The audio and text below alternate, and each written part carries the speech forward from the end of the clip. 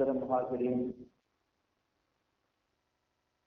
میں نے ایک آیت آپ کے سامنے تلاوت کی، اس میں حق تعالی جل شانہ و عم نوالہ نیک متقی لوگوں کی ایک خاص صفت بیان فرما رہے۔ یہ ایک آیت نہیں، قرآن مجید میں بے شمار آیات موجود ہیں کہ اللہ کے پیارے اور نیک بندے تہجد کا اہتمام کرتے ہیں، وہ تہجد کی نماز کو نہیں چھوڑتے۔ اکثر صحابہ کرام رضوان اللہ تعالی علیہم اجمعین کا یہی معمول تھا کہ آپ تہجد کی نماز کا اہتمام کیا کرتے تھے۔ خود حضور صلی اللہ علیہ وسلم کی سنت مبارکہ ہے کہ آپ تہجد کا خاص اہتمام فرمایا کرتے تھے۔ اس کی فضیلت کے بارے میں بے شمار قرآن مجید کی آیات اور حضور صلی اللہ علیہ وسلم کی روایات موجود ہیں۔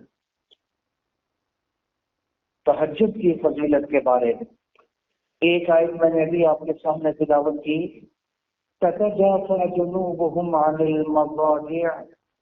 اللہ تعالیٰ بیان فرما رہے ہیں اللہ کے نیک اور پیارے بندے رات کے وقت اپنے پہلو کو اپنے بستر سے جدا کر لیتے، رات کے وقت میں اپنے پہلو کو اپنے بستر سے الگ کر لیتے ہیں اور پھر یدعون ربهم خوفا وطمعا، وہ اللہ کو پکارتے ہیں خوف کی حالت میں اور لالچ کی حالت میں۔ لالچ ان کو ہوتی ہے جنت کی، اس جنت کی لالچ میں رات کو اٹھ کھڑے ہوتے ہیں، جنت کی لالچ میں اور جہنم کے خوف میں وہ اپنے پہلو کو اپنے بستر سے الگ کرتے ہیں، تہجد کی نماز پڑھتے ہیں اور اللہ سے خوب دعائیں مانگتے ہیں۔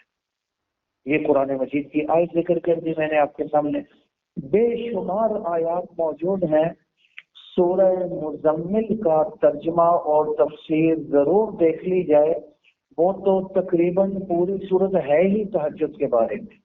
سورہ مزمل اللہ تعالیٰ نے اس کی فضیلت بیان فرمائی ہے تہجد کی۔ حضور صلی اللہ علیہ وسلم کا ارشاد پاک ہے فرض نماز کے بعد اگر کوئی بہترین نماز ہے تو وہ تہجد کی نماز ہے۔ یہ حضور صلی اللہ علیہ وسلم کا ارشاد پاک ہے۔ اس کے علاوہ آپ صلی اللہ علیہ وسلم ارشاد فرماتے ہیں رات کے تیسرا حصہ گزرنے کے بعد جب تہجد کا وقت شروع ہو جاتا ہے تو اس وقت اللہ کی طرف سے ایک منادی مسلسل آواز لگاتا رہتا ہے، جب تک فجر کا وقت داخل نہیں ہو جاتا وہ مسلسل آواز لگاتا رہتا ہے الا هل من مستغفر فاغفر له، کیا کوئی ہے مغفرت طلب کرنے والا میں اس کو معاف کر دوں۔ یہ اللہ اس منادی اور فرشتے کو مقرر کرتے ہیں تو اب میری طرف سے آواز لگا، کیا کوئی ہے مغفرت لینے والا میں اس کے گناہوں کو معاف کر دوں، کیا کوئی ہے صحت لینے والا میں اس کو صحت والی دولت عطا کر دوں، هل من مسترزق فارزق له، کیا کوئی ہے رزق لینے والا میں اس کو رزق دے دوں۔ ساری رات فرشتہ آواز لگاتا رہتا ہے جب تک فجر کا وقت داخل نہیں ہو جاتا۔ اب آپ غور فرمائیے کہ جب اللہ تعالی خود فرما رہے ہیں کہ مجھ سے مانگو میں تمہیں دوں گا، مجھ سے رزق مانگو میں رزق دوں گا، مجھ سے صحت مانگو میں تمہیں صحت دوں گا۔ جب اللہ فرما رہے ہیں مانگو میں دوں گا تو پھر اس کی قبولیت میں کوئی شک رہ جاتا ہے؟ مانا یہ بڑی قبولیت والے لمحات بڑے قیمتی لمحات اور بڑے قیمتی ساعات ہیں، اس میں اللہ تعالیٰ دعائیں قبول فرماتے ہیں، اللہ کی طرف سے آواز لگتی ہے مجھ سے مانگو اس وقت میں تمہیں عطا کروں۔ کل رات کو ایک ساتھی امریکہ سے آئے ہوئے تھے، ان سے ملاقات تھی، کہنے لگے کہ صاحب مجھے ایسی بیماری تھی، امریکہ کے اندر کی بات بتاتا ہوں، کہنے لگے ایسی بیماری تھی کہ وہاں کے ڈاکٹر بھی نہیں پکڑ سکے، 1.5 2 گھنٹے میں کیا کرتا تھا اور اتنی تکلیف میں کاٹے کہ میں بیان نہیں کر سکتا۔ وہ کہیں گے ہماری سمجھ میں نہیں آیا، ادھر سے 25-26 گھنٹے کا سفر کر کے پاکستان آیا، اللہ نے نئی زندگی دی۔ یہاں ڈاکٹروں نے پکڑا، کوئی اپینڈکس کا کوئی اس طرح کا مسئلہ تھا، تو اللہ نے کیا کہ پکڑا گیا، کہنے لگا بڑی گناہوں والی زندگی اور اللہ سے دوری والی زندگی، امریکہ میں رہنا، کبھی نماز میں یہ نہیں۔ میں نے رو رو کر اللہ سے دعائیں مانگی، رات کو رو رہا تھا، کہ خدا نہ خواستہ اگر میرا انتقال ہو جاتا، نہ میری نمازیں تھی، نہ میرا کوئی ذکر تھا، نہ میں تو گناہوں والی زندگی گزار رہا تھا، تو آگے جا کر میں کیا جواب دوں۔ امریکہ میں رہنے والا اللہ نے صحت دے دی، اللہ نے۔ میں نے کہا کیا کیا؟ انہوں نے کہا ایک تو یہ کیا، دوسرا جب بیماری شروع ہوئی نا تو میں نے یہ کام کیا کہ یہی حدیث میرے سامنے تھی، میں تہجد کے وقت میں اٹھ کر اللہ سے رو رو کر دعائیں مانگتا تھا، الحمدللہ چل رہا ہے پھر رہا، اللہ تعالیٰ نے قبول فرما لی۔ یہ رات کی بات کر رہا ہوں، تہجد میں نے دعائیں بہت مانگی ہیں، تو اللہ خود فرما رہے ہیں مجھ سے مانگو، کوئی ہے صحت لینے والا صحت دے دوں، کوئی ہے رزق لینے والا رزق دے دوں۔ تو یہ جو لمحات ہے یہ بہت ہی قیمتی ہیں، اس لیے ان کی قدر کرنی چاہیے۔ حضرت عبداللہ ابن عمر رضی اللہ تعالی عنہ سے ان کا ایک اثر مروی ہے، فرماتے ہیں کہ ہم ہر روز فجر کی نماز کے بعد حضور صلی اللہ علیہ وسلم کی خدمت میں حاضر ہوتے تھے، صحابہ حاضر ہوتے، ہم دیکھتے تھے کہ کچھ لوگ جنہوں نے رات کو خواب دیکھی ہوتی تھی وہ حضور صلی اللہ علیہ وسلم کے سامنے بیان فرماتے تھے، پھر جو اس کی تعبیر ہوتی تھی حضور صلی اللہ علیہ وسلم بیان فرما دیتے تھے۔ لیکن میری بڑی تمنا اور خواہش تھی کہ اللہ مجھے بھی کوئی خواب دکھا دے، میں بھی حضور صلی اللہ علیہ وسلم سے اس کی تعبیر پوچھوں۔ میں اس بارے میں میری بڑی تمنا اور بڑی خواہش تھی۔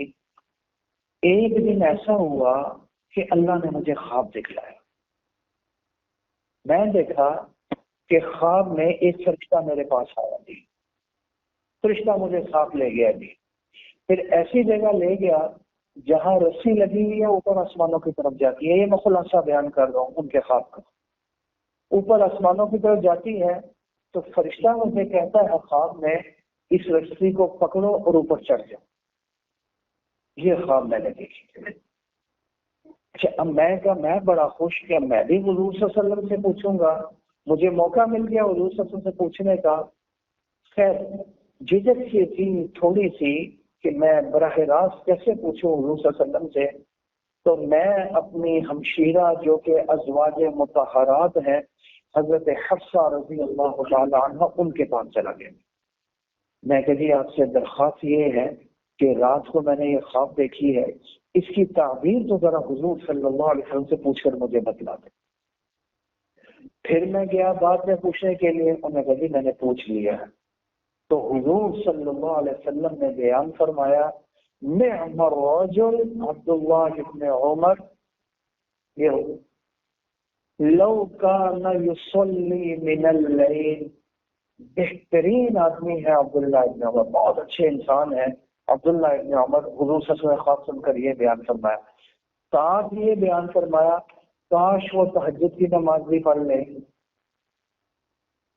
حضرت فرمانے لگے اس سے پہلے میرا معمول نہیں تھا تہجد کی نماز پڑھنے کا، جب یہ بات میں نے سنی تو ان کے بیٹے ہیں عبداللہ ابن عمر رضی اللہ تعالی عنہ کے حضرت سالم، وہ فرماتے ہیں اس کے بعد ساری زندگی ابا جی کا معمول رہا، کبھی تہجد انہوں نے نہ چھوڑا۔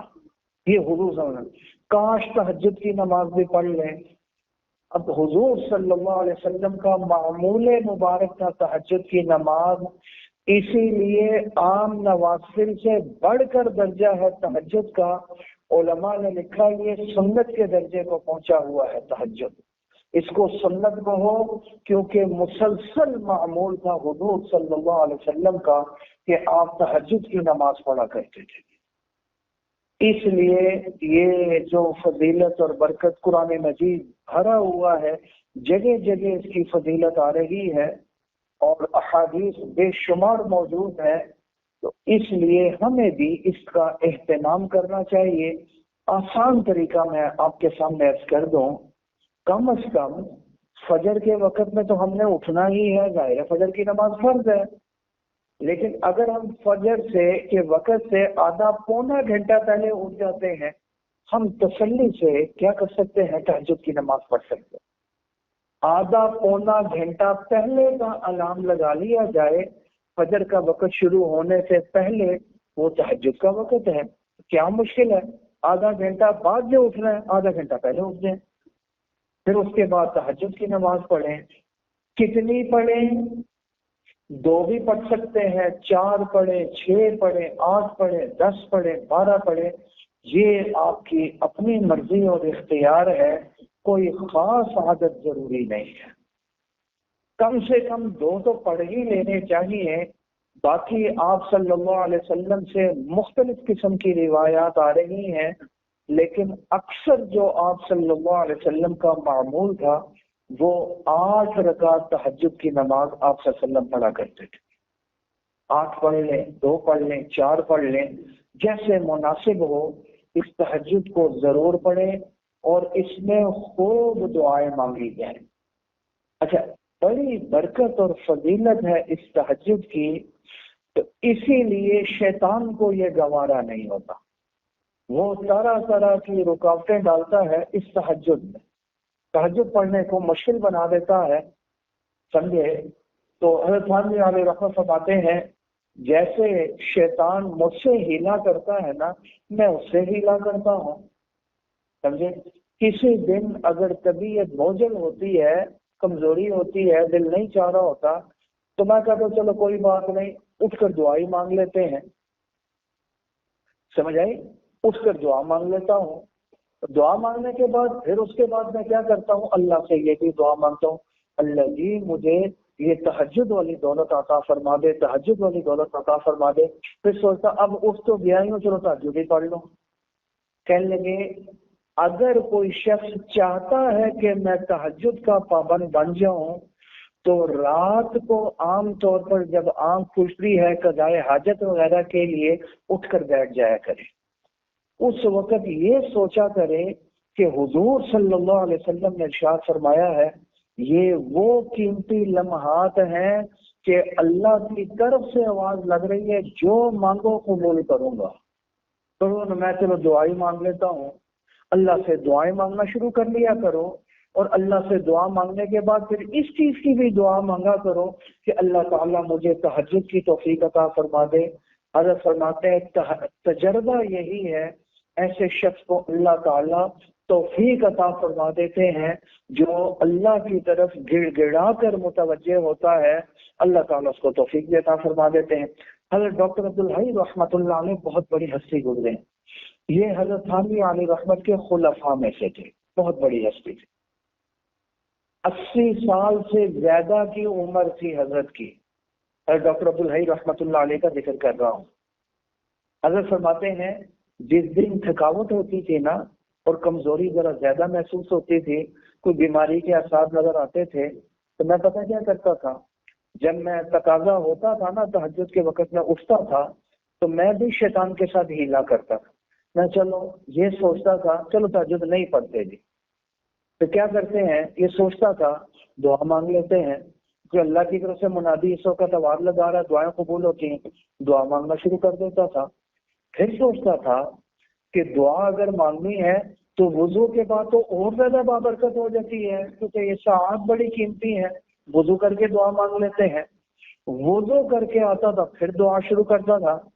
फिर सोचता था चलो मुसल्ले पे बैठ कर ही दुआ मांग लेते हैं, मुसल्ला खोलता था, खोलते ही तहज्जुद शुरू कर देता था।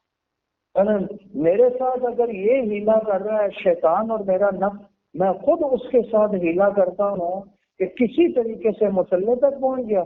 اس کے بعد میں نے تہجد پڑھنا شروع کر دی۔ 80 سال سے زیادہ عمر تھی کس کی؟ حضرت ڈاکٹر عبدالحی رحمۃ اللہ علیہ کا، نہیں چھوڑا تھا۔ یہ تو بہت بڑے حضرات اور پرانے حضرات ہیں۔ میں تازہ بات آپ کے سامنے کر دوں، ہمارے جامع شفیہ کے شیخ الحدیث کا انتقال ہوا، صوفی صاحب رحمۃ اللہ علیہ۔ ان کے بعد وہ گھر والوں نے جا کر ان کی اہلیہ سے پوچھا کہ یہ نمازیں پوری تھی حضرت کی، آخر میں جو بیماری کے دن تھے نمازیں قضا تو نہیں رہ گئی ان کی؟ تو کہنے آپ نماز کی بات کرتے ہیں، ان کے تہجد بھی پورے تھے۔ آخری رات جس رات انتقال ہوا، کہنے لگے ان کے گھر والے آئے تھے بچے ملنے کے لیے، طبیعت خراب تھی تو اب وہ سو نہیں رہے تھے، تو کیا ہوا گھر والوں سے کہنے لگے کہ وہ گھر والوں طبیعت ٹھیک نہیں، سو جائیں۔ انہوں نے کہا نہیں، پہلے آپ مجھے یہ بتائیں کہ تہجد میں آپ نے مجھے اٹھانا ہے یا میں نے آپ کو اٹھانا ہے؟ کہ جس رات انتقال ہوا اس رات کی بات کر رہا ہوں۔ تو انہوں نے کہا جی کہ میں ہی اٹھا دوں گی آپ کو، آپ سو جائیں۔ سو گئے۔ تہجد کا وقت ہوا، گھر والے گئے اور جب جا کر اٹھایا دیکھا تو اللہ کو پیارے ہو چکے تھے۔ وہ کہہ رہے ہیں نمازوں کی بات کرتے ہیں، ان کے تو تہجد بھی قضا نہیں تھے، تو تہجد بھی پورے پڑے۔ خدا کی قسم دیکھیں کیسی پیاری صاف ستھری زندگی عطا کی۔ آپ سمجھیں جب انہوں نے نیت کر لی تہجد کی، تہجد مل گیا، وہ تہجد کی حالت میں ہی آگے چلے گئے، کیونکہ اللہ تعالیٰ کا مومن کے ساتھ معاملہ یہ ہے کہ اللہ اس کو نیت کے اوپر اجر عطا فرماتا ہے۔ پھر جس کی عادت ہوتی ہے تہجد پڑھنا، حضور صلی اللہ علیہ وسلم فرماتے ہیں کسی روز کسی عذر کی وجہ سے آنکھ ہی نہیں کھلی یا کوئی اور عذر پیش آ گیا، اس نے تہجد نہیں پڑھا، تو آپ صلی اللہ علیہ وسلم فرماتے ہیں جس کی عادت ہوتی ہے اور وہ نیت سے سوتا ہے تہجد پڑھنا ہے، پھر اگر آنکھ نہیں کھلتی اللہ تعالی اس کو تہجد کا ثواب عطا فرما دیتے ہیں، اور یہ نیند اللہ کی طرف سے تحفہ ہو جاتی ہے اس کے لیے۔ سونے کے باوجود تہجد کا ثواب مل رہا ہے۔ اگر کسی روز اس کی آنکھ نہیں کھلتی، یہ اس شخص کے لیے ہے جو اپنا معمول بنا لے اور نیت کر کے سوئے، پھر اگر نہیں بھی آنکھ کھلے گی اللہ تعالیٰ تہجد کا ثواب عطا فرمائیں گے۔ حضور صلی اللہ علیہ وسلم رحمت للعالمین ہے، آپ صلی اللہ علیہ وسلم چاہتے ہیں کوئی بندہ میرا، کوئی امتی محروم نہ رہے، اس لیے بڑے بڑے آسان طریقے بھی حضور صلی اللہ علیہ وسلم نے بیان فرما دیے ہیں۔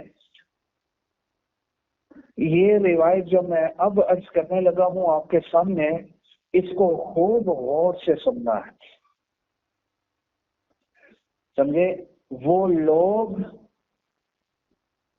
جو یہ سمجھتے ہیں کہ تہجد کے وقت میں اٹھ کر تہجد کی نماز پڑھنا ہمارے لیے مشکل ہے، ہم نہیں پڑھ سکتے۔ اول تو سب سے بہترین وقت میں نے عرض کر دیا یہی ہے، کوشش کرنی چاہیے، معمول بنانا چاہیے۔ ساری زندگی حضور صلی اللہ علیہ وسلم کا معمول رہا۔ ہاں اگر کوئی شخص سمجھتا ہے میرے لیے ذرا دشواری ہے، تو کتنا آسان نسخہ حضور صلی اللہ علیہ وسلم نے بیان فرما دیا، ہر شخص کو یہ پلے باندھ لینا چاہیے، تہجد کی برکت اس کو مل جائے گی۔ بہت آسان نسخہ، وہ کیا؟ وہ یہ کہ آپ صلی اللہ علیہ وسلم نے ارشاد فرمایا کہ اگر کوئی شخص یہ سمجھتا ہے تہجد کے وقت میں اٹھنا مشکل ہے، تو وہ رات کو کسی بھی وقت میں 2 رکعت نماز نفل تہجد کی نیت سے پڑھ لے، پہلے عشاء کی نماز کے بعد پڑھ لے، عشاء کی نماز پڑھی، سنتے پڑھی، اس کے بعد وتر سے پہلے تہجد کی نیت سے کیا کرے، 2 رکعت نماز نفل تہجد کی نیت سے پڑھ لے، سمجھے، اور وہ اتنی دیر نماز پڑھ لے، حضور صلی اللہ علیہ وسلم بیان فرماتے ہیں جتنی دیر بھلے بکری کا دودھ نکالا جاتا ہے، بکری کا دودھ تو تھوڑی دیر میں نکال دیا جاتا ہے، گائے اور بھینس کے دودھ نکالنے میں ٹائم لگتا ہے۔ مانا تھوڑا سا وقت دے دے تہجد کے لیے، وہ عشاء کے بعد 2 رکعت نماز نفل تہجد کی نیت سے پڑھے، اللہ تعالیٰ اس کو تہجد کا ثواب عطا فرما دے گی۔ ارے اس سے زیادہ سہولت اور کیا ہو سکتی ہے؟ یہ میں نے آپ کو حضور صلی اللہ علیہ وسلم کی روایت بیان کر دی تھی کہ عشاء کی نماز کے بعد اور وتر سے پہلے یہ ضرور معمول بنا لے، اور اس کے بعد یہ نہیں کہ اسی کے اوپر تکیہ کر لے، پھر پوری کوشش کرتا رہے کہ اصل برکت کا وقت جس میں حضور نماز پڑھتے تھے تہجد کی، اور جس میں فرشتہ اوپر اللہ کی طرف سے آوازیں لگاتا ہے، پکارتا ہے مانگو میں دوں گا، وہ برکت والا وقت تو وہی تہجد والا وقت ہے۔ اس کے لیے بھی کوشش کرتا رہے، لیکن اگر وہ نہیں بھی مل رہا تو کچھ نہ کچھ تو مل جائے، بالکل محرومی تو نہ ہو جائے۔ اس لیے عشاء کی نماز کے بعد کم سے کم 2 رکعت تہجد کی نیت سے پڑھنے کا معمول بنا لیا جائے، انشاءاللہ اللہ اس میں بھی تہجد کی برکت عطا فرمائیں گے۔ اب یہ تہجد کی نماز پڑھنے کا طریقہ کیا ہے، یہ ذرا میں آپ کے سامنے کیا تہجد کی نماز کے لیے سونا ضروری ہے؟ یہ بہت لوگ سوال کرتے ہیں، سمجھے؟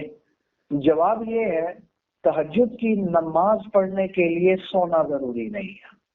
اگر کوئی شخص جاگ رہا ہے، تہجد کا وقت شروع ہو گیا ہے، وہ بالکل تہجد کی نماز پڑھ سکتا ہے۔ 2 رکعت نماز نفل تہجد کی نیت سے وہ نماز پڑھ لے، 8 پڑھے، 4 پڑھے، 6 پڑھے، جتنی سہولت ہے وہ پڑھ لے نماز، سمجھے؟ سونا ضروری نہیں۔ البتہ حضور صلی اللہ علیہ وسلم کا معمول مبارک تھا، وہ رات کو سوتے تھے اور سونے کے بعد پھر تہجد کے وقت میں اٹھتے تھے۔ تو سنت تو یہی ہے کہ رات کو سو جائے، پہلے حصے میں سو جائے، پھر اس کے بعد تہجد کے وقت میں اٹھے اور اٹھ کر اب تہجد کی نماز ادا کرے۔ سنت طریقہ تو یہی ہے۔ پھر اس کے بعد کیا کرے؟ تہجد کی نماز اگر کسی کو یقین ہے کہ انشاءاللہ میں ضرور تہجد کے وقت میں اٹھوں گا، تو اس کے لیے افضل یہ ہے کہ وہ عشاء کی نماز کے بعد وتر نہ پڑھے، بلکہ تہجد پڑھنے کے بعد جو اس کی آخری نماز ہو وہ وتر ہو۔ آپ صلی اللہ علیہ وسلم کا ارشاد پاک ہے اپنی رات کی آخری نماز وتر بنا لو۔ یہ ضروری نہیں ہے، اگر کسی کو نہیں یقین صبح اٹھنے کا، وہ پہلے وتر پڑھ لے، تہجد کے وقت میں اٹھ کے تہجد بھی پڑھ سکتا ہے، ضروری نہیں ہے۔ البتہ افضل اور بہتر ضرور ہے کہ اگر یقین ہے صبح اٹھنے کا، علماء نے لکھا، تو پھر کیا کرے؟ تہجد کے بعد سب سے آخری نماز جو اپنی بنائے وہ کون سی بنائے؟ وتر والی بنائے۔ اب تہجد پڑھیں گی۔ تہجد پڑھنے کا طریقہ کیا ہے؟ طریقہ وہی ہے جیسے ہم نماز پڑھتے ہیں، لیکن ایک چیز دس کر دیں۔ حضرت عائشہ صدیقہ رضی اللہ تعالی عنہا سے روایت آتی ہے، ایک رات میں نے بستر میں دیکھا حضور صلی اللہ علیہ وسلم مجھے محسوس نہ ہوئے۔ بجلی ہوتی نہیں تھی، چراغ بھی گھر میں نہیں تھا، تو حضور صلی اللہ علیہ وسلم نظر نہ آئے۔ میں جو ہاتھ پھیر رہی تھی تو میرا ہاتھ حضور صلی اللہ علیہ وسلم کی پاؤں کی جو وہ انگلی ہے نا، اس کے اوپر پڑا جی، انگوٹھے کے اوپر۔ میں دیکھا تو وہ انگوٹھا کھڑا ہوا ہے، معنی یہ کہ حضور صلی اللہ علیہ وسلم اس وقت سجدے کی حالت میں تہجد کی نماز پڑھ رہے تھے۔ اب گھر کے اندر پڑھ رہے تھے تو تہجد کی نماز پڑھ رہے تھے، تو مجھے محسوس ہوا کہ تہجد کی نماز کے سجدے میں جب حضور صلی اللہ علیہ وسلم گئے تو حضور صلی اللہ علیہ وسلم سجدے کی حالت میں دعائیں مانگ رہے تھے۔ تہجد کی نماز کے سجدے میں حضور صلی اللہ علیہ وسلم دعائیں مانگ رہے تھے، اللہ جی مجھے اپنی ناراضگی سے بچا لیجیے، اللہ جی مجھے اپنی رضا عطا فرما دیجیے، اللہ جی مجھے جہنم سے بچا، اللہ جی مجھے عذاب سے بچا لیجیے۔ یہ دعائیں حضور صلی اللہ علیہ وسلم اس وقت مانگ رہے تھے سجدے کی حالت میں۔ لہذا یہ جو تہجد کی، ویسے تو ہر نفل میں ہو سکتا ہے، دعائیں مانگی جا سکتی ہیں، بالخصوص یہ جو تہجد ہے چونکہ یہ بڑی ہی قبولیت کی ساعات اور لمحات ہوتے ہیں، اس کے رکوع اور سجدے میں خوب دعائیں مانگ سکتے ہیں۔ کون سی دعائیں مانگ سکتے ہیں؟ جو قرآن اور حدیث سے ثابت ہیں، اردو میں نہیں، اردو میں مانگیں نماز میں ٹوٹ جائے گی۔ جو قرآن اور حدیث والی دعائیں آپ کو یاد ہیں وہ آپ اس میں مانگ سکتے ہیں جی۔ ایک چیز اور بتاؤں، سب سے زیادہ دعا حضور صلی اللہ علیہ وسلم نے کون سی مانگی ہے جی؟ حدیث میں آتا ہے کان اکثر دعائه صلی اللہ علیہ وسلم ربنا آتنا فی الدنیا حسنہ وفی الآخرۃ حسنہ وقنا عذاب النار۔ سب سے زیادہ جو حضور صلی اللہ علیہ وسلم دعا مانگی وہ یہ دعا مانگی، اس سے زیادہ کوئی دعا نہیں مانگی۔ کیا مانا ہے؟ اللہ جی میری دنیا بھی اچھی فرما دیجیے، ربنا آتنا فی الدنیا حسنہ وفی الآخرۃ حسنہ، اللہ جی میری آخرت بھی اچھی فرما دیجیے، آخرت کی ہر قسم کی پریشانی، عذاب اور تکلیف سے بچا لیجیے۔ بڑی بڑی تکلیفیں آگے موجود ہیں، سب سے بڑی آزمائش، سب سے بڑی تکلیف جو ہے وہ پل صراط ہے، وہیں سے جہنم میں گریں گے۔ جیسے جہنم میں جانا ہوگا نا، پل صراط پر چڑھے گا وہیں سے جہنم میں گر جائے گا۔ پھر اس کے بعد ترازو میزان والی منزل آ رہی ہے، پھر حشر نامہ اعمال والی منزل آ رہی ہے۔ حشر میں تو بہت سارے معاملات ہونے والے ہیں، اللہ جی آخرت کی ہر تکلیف اور پریشانی اور آخرت کے عذاب سے بچا لی، یہ مانا ہو گیا پھر آخرت حسنہ وقنا عذاب النار، اللہ جی جہنم کی آگ سے بھی بچا لیجیے، یہ مانا ہے۔ ربنا دنیا بھی اچھی، آخرت بھی اچھی، جہنم سے بچا لیجیے۔ سب سے زیادہ جو دعا حضور صلی اللہ علیہ وسلم مانگی وہ یہ دعا مانگی۔ آپ تہجد کے سجدے میں پہلے تو رکوع اور سجدے میں وہ دعائیں مانگیں، کون سی؟ سبحان ربی العظیم، سبحان ربی الاعلیٰ، پہلے تو تین دفعہ پڑھ لیں۔ اس کے بعد آپ کو جو دعائیں یاد ہیں وہ آپ پڑھ سکتے ہیں۔ قرآن مجید ربنا اصرف عنا عذاب جہنم ان عذابها کان غراما، اللہ جی جہنم کے عذاب سے بچا، اللہ جی بڑا سخت عذاب ہے، زندگی موت کا کوئی پتہ نہیں، اللہ جی جہنم کے عذاب سے۔ جتنی دعائیں مانگ سکتے ہیں آپ کو یاد ہیں یہ تہجد کے رکوع اور سجدے میں مانگ لیجئے، کیونکہ اللہ تعالیٰ آسمان دنیا پر تشریف لے آتے ہیں، آسمان دنیا پر تجلی فرماتے ہیں اس تہجد کے وقت میں ہر روز۔ ابھی یہ شب برات آ رہی ہے نا، شب برات میں تو رات شروع ہوتے ہی حضور صلی اللہ علیہ وسلم فرماتے ہیں، سورج غروب ہوتے ہی دنیا پر تجلی فرماتے ہیں اور فجر کے وقت تک رہتے ہیں، کس شب برات میں، ورنہ ہر روز تہجد کے وقت میں آسمان دنیا پر تجلی فرماتے ہیں، گویا آ جاتے ہیں اور فرشتے کی ڈیوٹی لگاتے ہیں، آوازیں لگاؤ، جو صبح تک آوازیں لگاتا رہتا ہے کوئی مغفرت لینے والا، اللہ فرماتے ہیں میں اس کی مغفرت کر دوں، ہے کوئی صحت لینے والا صحت دے دوں، ہے کوئی رزق لینے والا میں اس کو رزق دے دوں۔